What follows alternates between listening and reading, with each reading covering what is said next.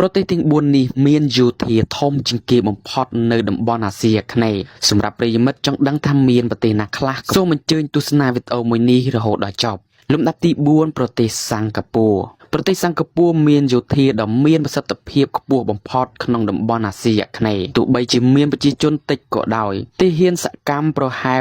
72,000 នាក់និងមានទាហានបម្រុងប្រហែល 30,000 នាក់ចំណាយយោធាប្រមាណ 14 ទៅ 15,000 លានដុល្លារសហរដ្ឋអាមេរិកក្នុងមួយឆ្នាំធំបំផុតក្នុងអាស៊ីអាគ្នេយ៍តាមភាគរយនៃ GDP សមត្ថភាពសរុបកងទ័ពមានបច្ចេកវិទ្យាទំនើបខ្លាំងៗដូចជាយន្តហោះចម្បាំង F-15SG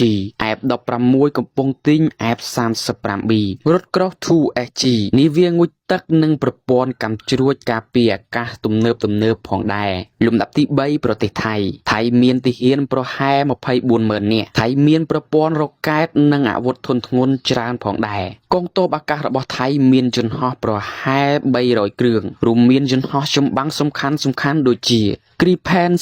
39 របស់ស៊ុយអែត F-16 របស់សហរដ្ឋអាមេរិកចំនួនទាហានសរុបប្រហែល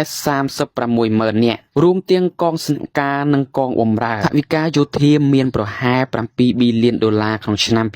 2025 ប្រទេសថៃជាប្រទេសមួយក្នុងតំបន់អាស៊ីអាគ្នេយ៍ដែលចំណាយលើយោធាខ្ពស់ជាងគេលំដាប់ទី2ប្រទេសវៀតណាមយោធាប្រទេសវៀតណាមគឺជាកងយោធាដ៏មានអំណាចនិងធំបំផុតមួយនៅអាស៊ីអាគ្នេយ៍ចំនួនទាហានសកម្មប្រហែល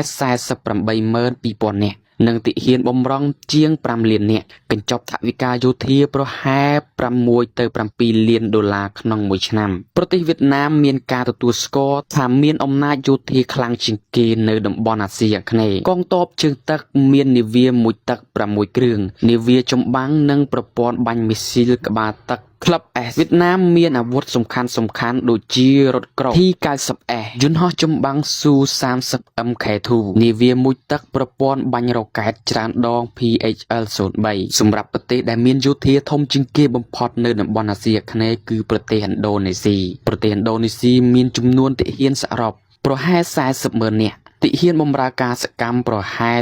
35,000 នាក់សម្រាប់កញ្ចប់ថវិកាការពារជាតិមានប្រហែល 14,000 លានដុល្លារក្នុងឆ្នាំ 2025 ទ័ពអាកាសមានយន្តហោះចម្បាំងដូចជា F-16 Su-27 Su-30 និងកំពុងទីងនិង KF-21 របស់កូរ៉េខាងត្បូងទៀតផង